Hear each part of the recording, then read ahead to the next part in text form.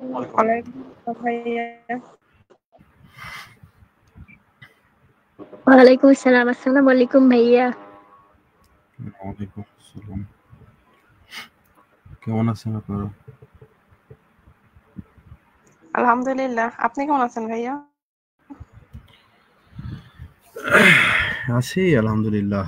চারিদিকে এত খারাপ খারাপ খবর, এগুলো শুনে কি আর ভালো থাকা যায়? জি ভাইয়া, ঠিক কথা। যাই হোক, কি অবস্থা আপনার?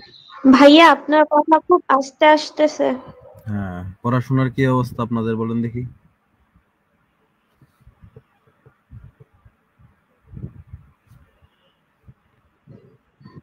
চলতেছে ভাইয়া। সময় আর একদমই হাতে নাই। আজকে মোটামুটি 6 তারিখ শেষ। পরীক্ষা কয় তারিখে জানো? 24 তারিখ। 24 তারিখ। 24 তারিখ। মানে দেখতে দেখতে দেখবেন যে আর কয়েকটা দিন আছে, এখনো হাতের আঙ্গুলে গোনাইলে যথেষ্ট সময় হয়তো বা মনে হচ্ছে যে আছে 10-12 দিন আছে, এরকম মনে হচ্ছে। বাট দেখবেন যে কেমনে কেমনে যে সময়টা চলে যাবে জাস্ট টেরও পাবেন না।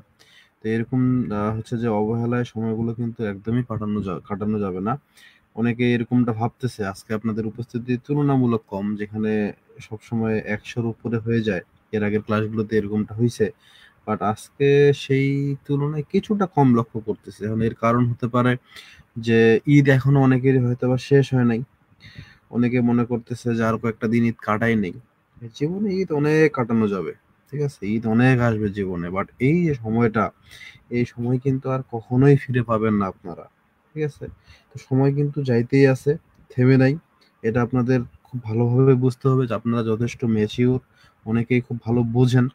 তো সেটা বুঝে চুপ করে থাকলে হবে না, সেটাকে কাজে লাগাইতে হবে। যেমন আমাদের ক্ষেত্রে হয় কি, ফেসবুক চালাই, অনেক মোটিভেশনাল ভিডিও দেখি। ইমোশনাল ভিডিও দেখে মনে হয় যে না, এবার হচ্ছে সিরিয়াস হব, এই করব সেই করব, বাট ভিডিওটা যখন আমরা স্ক্রল করে চেঞ্জ করি, অন্য ভিডিও আসে, মোটিভেশন ওইখানেই শেষ হয়ে যায়। তো এরকম যাতে না হয়, আমরা যেটা ভাবতেছি, এই সিরিয়াসনেসটা আমাদের ধরে রাখতেই হবে। যে করেই হোক, শেষ পরীক্ষা পর্যন্ত আমাদের এই যে সিরিয়াসনেস আমাদের মধ্যে আসছে, আমরা যেভাবে করে ভাবতেছি, বা এখন থেকে যারা ভাবতেছি যে আমরা ভালো কিছু করতে চাই, মানে করবই, যেমনি হোক সেমনি হোক করবই, নিজের কাছে নিজে যাতে দোষারোপের মধ্যে না পড়ি, অ্যাটলিস্ট রেজাল্ট যদি কোনো কারণে খারাপ হয়েও যায়, মন থেকে যাতে এটা মনে করতে পারি যে আমার দিক থেকে আমি সর্বোচ্চ চেষ্টা করেছিলাম, আমার কোনো গাফিলতি ছিল না, আমার কোনো অবহেলা ছিল না। ভাগ্য বলে একটা ব্যাপার আছে, বাট ভাগ্যর উপরে যদি শুধু শুধু আপনারা হচ্ছে যে ডিপেন্ডেন্ট হয়ে থাকেন, যে ভাগ্যে যা আছে তাই হবে, তাহলে কিন্তু অনেকটা ভুল চিন্তা ভাবনার মধ্যে আছেন। কিরকম? আপনাকে আগে হচ্ছে যে কাজ করতে হবে, পরিশ্রম করতে হবে, তারপরে আপনাকে ভাগ্যের উপর বিশ্বাস করতে হবে। যেমন ধরেন যে হাদিসে এরকমটা বলা হয়েছে যে ধরেন আপনার গরু আছে, গরু আপনি দড়ি দিয়ে বাঁধেন, বাঁধার পরে তারপরে আপনি বিশ্বাস করেন যে না, এটা এই জায়গায় থাকবে, ঠিক আছে? এটা হচ্ছে ব্যাপার। বাট আপনি গরু বাঁধবেন না, ছেড়ে দিবেন, তো সে পালায় যাবে। মানে এটা আপনি তখন বলবেন যে ভাগ্যে ছিল তাই হইছে। বিষয়টা এরকম না। তো আগে চেষ্টা করতে হবে। চেষ্টার পরে ফল অবশ্যই সৃষ্টিকর্তা আমাদের দিবেন। তো আমরা যদি চেষ্টাটা শেষ পর্যন্ত চালায় যেতে পারি, আমাদের অনেকগুলো প্রতিবন্ধকতা সামনে আসবে। হচ্ছে আজকে এই প্রতিবন্ধকতা, কালকে ওই বিয়ের দাওয়াত, পরশুদিন ওই বন্ধু ডাকবে, তারপরের দিন একটা ভালো সিনেমা হয়তোবা সামনে চলে আসবে, ভালো একটা নাটক চলে আসবে। ইত্যাদি ইত্যাদি বিষয়গুলো আমাদের সামনে আসতেই থাকবে। যখন আপনি ভালো একটা কিছু করতে চান, করা শুরু করেন, ভালো একটা উদ্যোগ নেন, এরকম অনেকগুলো প্রতিবন্ধকতা সামনে আসবে। এই সবগুলোকে এড়ায়ে চলতে হবে। আপনার লক্ষ্যতে আপনাকে অবিচল থাকতে হবে, ঠিক আছে? তাহলেই ইনশাল্লাহ এই স্বল্প যে সময়টুকু আছে, অল্প সময়টুকু, এটাকে ভালোভাবে কাজে লাগায় আপনারা অবশ্যই ভালো কিছু করতে পারবেন। ওকে, তো যাই হোক, শুরুতেই হয়তোবা আপনাদের বিরক্ত করে ফেলতেছি। অনেকদিন পরে এসেই অনেকেই ভাববেন যে জাহিদ ভাই আসলো আর জ্ঞান দেওয়া শুরু করে দিল। বিষয়টা এরকম না। যেহেতু মাত্রই ঈদ গেল, অনেকেরই সিরিয়াসনেস আসতেছে না। তো আসলে আপনাদের মনে করে দেওয়ার ক্ষুদ্র একটা প্রচেষ্টা ছিল মাত্র। তো চলেন আমরা শুরু করি। আমাদের হচ্ছে যে restoration and 18th century poetry and drama, এই কোর্সের the way of the world, এটা হচ্ছে আমি এটা আপনাদের পড়াই, আপনারা জানেন অলরেডি, এটা আপনাদের পড়ানো হয়েছে, প্রশ্নগুলো পড়ানো হয়েছে। তো আশা করি খুব ভালোভাবে মনে আছে। আমরা একটু মনে করে নিতে চাই আরো একবার, যেহেতু আমাদের রিভিশন ক্লাস হচ্ছে, আমরা খুব মনোযোগী হব এবং খুব অল্প সময়েই সবকিছু আশা করি মনে চলে আসবে। Okay, the way of the world এটা ছিল একটা ড্রামা। এর গল্পটা আমাদের নিশ্চয়ই সবার মনে আছে। এখানে এখানে হিরো কে ছিল?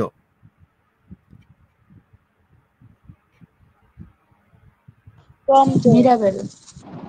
আচ্ছা আচ্ছা, আমরা প্রশ্নগুলো পড়ার আগে একটু গল্পটাতে যাব।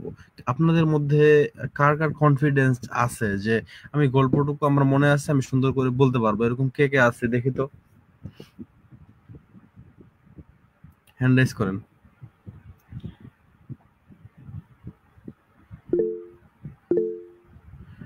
গুড, বেশ কয়েকজনই হাত তুলেছে।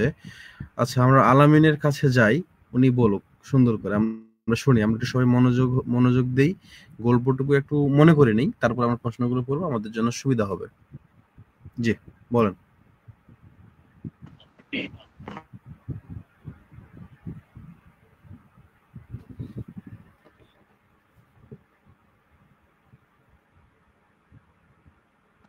ভাইয়া একটু পরে বলি। কোনো সমস্যা? আব্বা ডাকতেছে, আসতেছি ভাইয়া একটু। আচ্ছা ঠিক আছে, সাকিবা বলেন, আপনি বলেন, আপনি শুরু করেন। সাকিবা হাত তুলেছিলেন, শুরু করেন, সময় কম, ফাস্ট যেতে হবে। জি বলেন, সুন্দর করে একটু বলেন, আমরা সবাই একটু মনে করে নিতে চাই। ভাইয়া নাটকের ব্যাকগ্রাউন্ড বলবো? জি, একদম সুন্দর করে সবটুকু, যতটুকু আপনার মনে আছে, যেভাবে পড়ানো হয়েছিল বলতে থাকেন। লেডি উইসফুড মেয়ে হচ্ছে এরিবেলা, ওর হাজবেন্ড মারা গিয়েছিল, আর মৃত্যুর আগে তিনি তার সকল সম্পত্তি এরিবেলার নামে উইল করে দিয়েছিল। আর মিরাবেলের সাথে তার শারীরিক সম্পর্ক হয় তার হাজবেন্ডের মৃত্যুর পর। এক সময় তাদের সম্পর্ক শেষ হয়ে যায়। পরবর্তীতে ফাইনাল তাকে বিয়ে করে এরিবেলাকে। তারপরে তাদের যে শারীরিক সম্পর্ক হয়, ওইখান থেকে সে প্রেগনেন্ট হয়ে যায়, কিন্তু ওইটা সে জানতে পারে না। তাদের বিয়ে হয়ে গেল, বিয়ে হয়ে যায়, কিন্তু ওই যে তার সম্পর্ক ছিল ফাইনাল, ও একটু সুন্দর হচ্ছে, মিরাবেলের সাথে যে সম্পর্ক ছিল সে তা জানতে পারে না। জি জি, ব্রেকআপ হয়েছে তাদের সাথে। হ্যাঁ হ্যাঁ, সুন্দর বলেন, ভালো হচ্ছে। আর এরিবেলার কাজিন ছিল মিলামেন্ট। তো মিলামেন্ট হচ্ছে এই গল্পের হিরোইন। আর তাদের যে সম্পত্তি ছিল, এই সম্পত্তির যে মালিক ছিল, এর মালিক ছিল হচ্ছে লেডি উইসফুডের মেয়ে হচ্ছে এরিবেলা। তার যে সম্পত্তি ছিল, এই সম্পত্তির যে কাগজপত্র ছিল, ওইটা সে বিশ্বাস করে মিরাবেলের কাছে রাখছিল। তো মিরাবেলের কাছে রাখার পরে তাদের মধ্যে যে সম্পর্কের টেস্ট হয়, মানে ঝামেলাটা সৃষ্টি হয়, যে কার সাথে কার কি সম্পর্ক। ভাই বুঝতেছি, কিন্তু বলতে গিয়ে সমস্যা হইতেছে, অনেকদিন ধরে পড়ি না তো। আচ্ছা, আমি ছোট্ট করে একটু বলে দেই, আমি অত বিস্তারিত বলবো না আজকে, অত সময় নাই যেহেতু। আমাদের এই যে গল্পটা ছিল এরকম যে আমাদের যে মিরাবেল এন্ড মিলামেন্ট, তো মিলামেন্ট এখানে সেন্ট্রাল ক্যারেক্টার বা নায়িকা। তো এই মিলামেন্টের একটা সমস্যা ছিল। সমস্যাটা কিরকম, যে তার আসলে কিছু সম্পত্তি ছিল, তার বাবা তার জন্য কিছু সম্পত্তি রেখে গেছে। তো এই সম্পত্তির পুরোটা সে পায় না, এর কিছু অংশ হচ্ছে যে সে ভোগ করতে পারে, আর বাকি অংশ তার আন্টির কাছে থেকে যায়। শর্তটা এরকম, সে যদি তার আন্টির পছন্দ মতো ছেলেকে বিয়ে করে, সেক্ষেত্রে সেই সম্পত্তিগুলো সে পাবে। ঠিক আছে, তো এটা হলো শর্ত, আগে থেকে শর্ত। তার বাবা তো মারা যায়। তো এখন এই মিলামেন্টকে ভালোবাসে আমাদের মিরাবেল। এর সাথে এর আগে অনেকগুলো সম্পর্ক আছে, যে সম্পর্কগুলো অনেক সুন্দরভাবে আপনাদের আগে বোঝাই দেওয়া হয়েছে। তো এখন মিরাবেল এর হচ্ছে যে একে বিয়ে করতে যায়, আবার ঝামেলা হলো, সে যদি মিলামেন্টকে বিয়ে করে, তাহলে সে তো সম্পত্তিগুলো পাচ্ছে না। বাট ওই সময়ের সমাজের যে অবস্থাটা ছিল সেখানে মানুষের লোভ লালসার বিষয়টা কিন্তু খুব বেশি গুরুত্ব দেওয়া হয়, ঠিক আছে? মানুষের সম্পদের প্রতি লোভ, এটা হচ্ছে যে এই নাটকটার মধ্যে খুব ভালোভাবে হাইলাইট করা হয়। কারণ মিরাবেল তাকে বিয়ে করবে বাট তার সম্পত্তি পাবে না, এটা কি হয়? তো তার সম্পত্তিও লাগবে, তো এই জন্য সে তার আন্টি অর্থাৎ লেডি উইশফোর্ডকে রাজি করাতে চায়। তো এর জন্য নাটকে আসলে অনেকগুলো ঘটনা হয়, হচ্ছে যে অনেকগুলো ঝামেলা সামনে আসে, এবং সব শেষে গিয়ে আমরা দেখি যে ফাইনালি আমাদের মিরাবেল সে লেডি উইশফোর্ডকে রাজি করতে পারে এবং সে মিলামেনকে বিয়ে করে এবং সম্পত্তির মালিক হতে সে সক্ষম হয়। তো এখন বিষয় হলো এখানে যে আমাদের ওই সময়ে নারীদের অনেক বেশি স্বাধীনতা ছিল। নারীরা তারা ঘরের বাইরে বের হতো, তারা প্রচুর ড্রিঙ্ক করতো, মানে ছেলেদের মতো অনেকটা ওয়েস্টার্ন কালচার এরকম, ঠিক আছে? তো এখন আহ বিয়ে বিষয়টাকে অত বেশি গুরুত্ব দেওয়া হতো না, যেহেতু বিয়ে ছাড়াও ওই সময়ে অনেকটা কি বলবো যে ফ্রি রিলেশনশিপ বা পরক্রিয়া টাইপের বিষয়গুলো, এগুলো খুবই খুবই বেশি প্রচলিত ছিল। তো এখন বিয়ে মানে অনেকেই মনে করতো ওই সময়ে যে হচ্ছে সীমাবদ্ধতার মধ্যে থাকা, হচ্ছে যে নিজের অধিকার নিজের স্বাধীনতা এগুলো ক্ষুণ্ণ হয়ে যাবে, এগুলো নষ্ট হয়ে যাবে। তো এই জন্য হচ্ছে যে বিয়ের প্রতি এরকম একটা বিরূপ ধারণা ছিল। তো এখন আমাদের এই নাটকটাতে আমরা দেখি যখন মিলামেন্ট হচ্ছে মিরাবেলকে বিয়ে করতে রাজি হয় বা তার প্রস্তাবে সাড়া দেয়, তখন তাদের মধ্যে একটা চুক্তি হয়, তাদের মধ্যে কিছু শর্ত দেওয়া নেওয়া হয়, চুক্তি না আসলে শর্ত দেওয়া নেওয়া হয়। তো এই যে শর্ত দেওয়া নেওয়ার যে বিষয়টা, এই শর্ত দেওয়া নেওয়ার যে সিনটা বা দৃশ্যটা বা যেই দৃশ্যে এই শর্ত দেওয়ার ব্যাপারটা দেখানো হয়, এই দৃশ্যটাকে বলা হয় প্রভিসো সিন। প্রভিসো মানে হচ্ছে কন্ডিশনিং বা কন্ডিশন, ঠিক আছে? তো আমাদের এখানে মিলামেন্ট মিরাবেলকে অনেকগুলো শর্ত দেয়, আপনাদের নিশ্চয়ই মনে থাকার কথা। এগুলো অনেক বিস্তারিতভাবে আপনাদের আমি পড়িয়েছিলাম, নিশ্চয়ই মনে আছে। তো অনেকগুলো শর্ত দেয়, ঠিক আছে? মিলামেন্ট দেয়, ঠিক একইভাবে আমাদের মিরাবেলও কিছু শর্ত দেয়। দুজনের শর্ত সাপেক্ষে দুজনের মিউচুয়াল আন্ডারস্ট্যান্ডিং এর মাধ্যমে তারা দুজনেই এই সিদ্ধান্তে উপনীত হয় যে তারা বিবাহ বন্ধনে আবদ্ধ হবে। তো শর্তগুলো কি কি ছিল? আমাদের মিলামেন্ট কি কি শর্ত দিয়েছিলেন বলেন তো?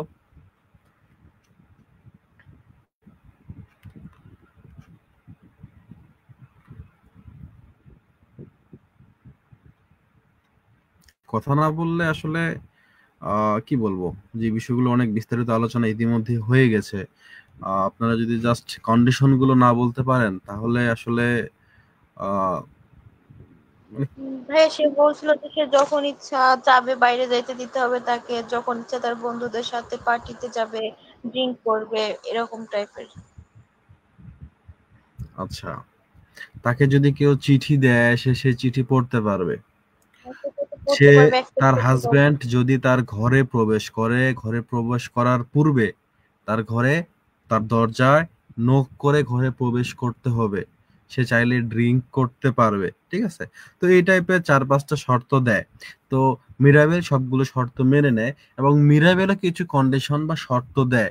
শর্তগুলোর মধ্যে প্রথম এবং প্রধান একটা শর্ত ছিল যে আহ সে যখন প্রেগনেন্ট হবে তখন সে টাইট জামা কাপড় পরতে পারবে না।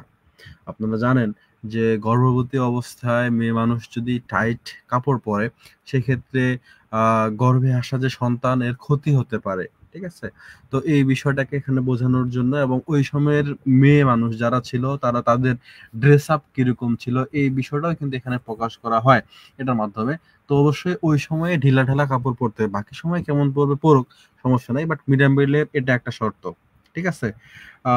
এর সাথে আরো টুকটাক কিছু শর্ত সে জুড়ে দেয়, বাট সেগুলো মেজর কিছু না।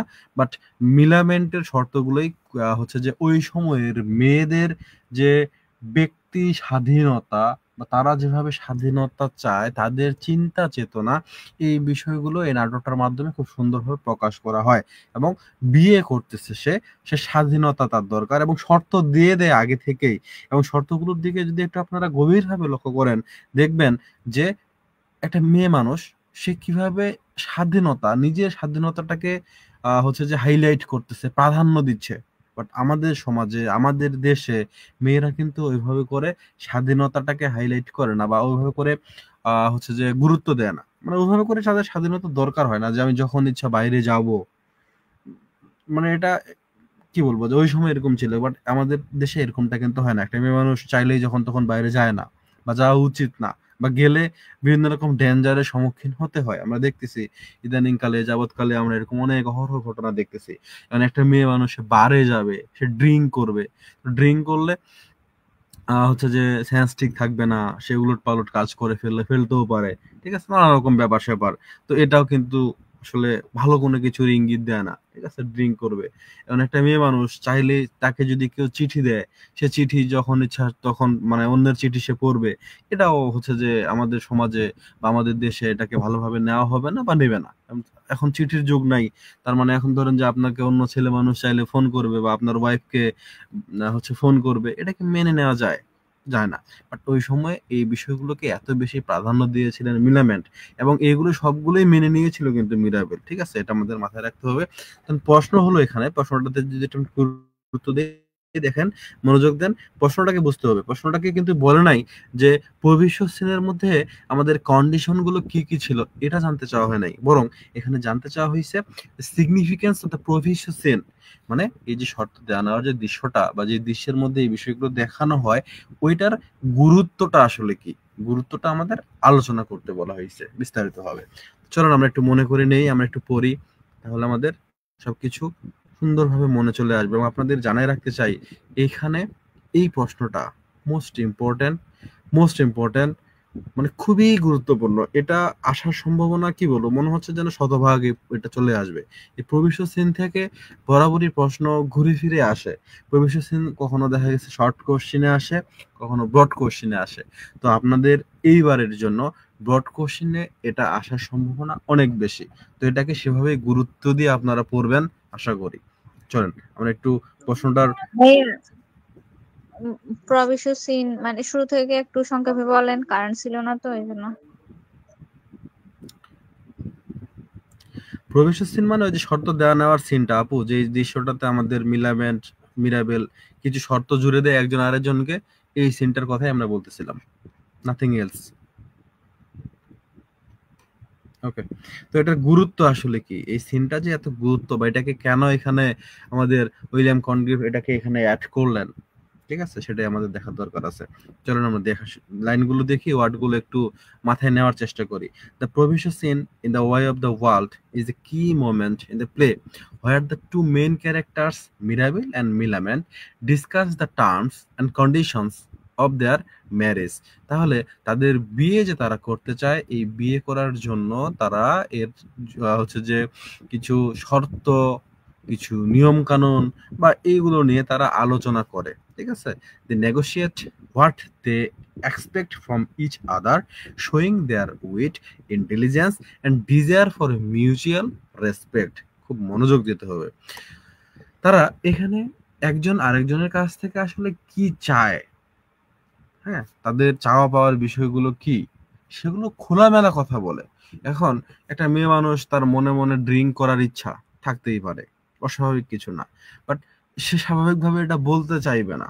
হ্যাঁ, অনেক মেয়ে মানুষ স্মোকার, আমরা দেখি বর্তমানে ভার্সিটি পড়ুয়া অনেক মেয়ে স্মোক করে, বাট তাদের হাজবেন্ডের সামনে বা ফ্যামিলির সামনে